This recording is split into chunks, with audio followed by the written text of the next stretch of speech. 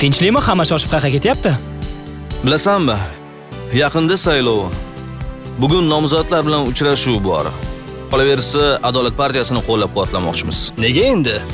Adolat partiyasi xodimlar va ish beruvchilar o'rtasidagi huquqiy munosabatlarni mustahkamlash, xodimlarning mehnat sharoitlarini yaxshilash tarafdori ekan.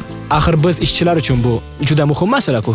Shuning uchun hammamiz Adolat partiyasini qo'llab-quvvatlamoqchimiz.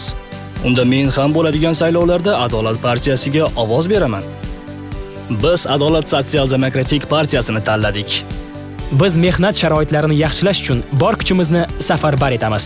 Siz ham O'zbekiston Adolat sotsial-demokratik partiyasi nomzodlariga ovoz bering.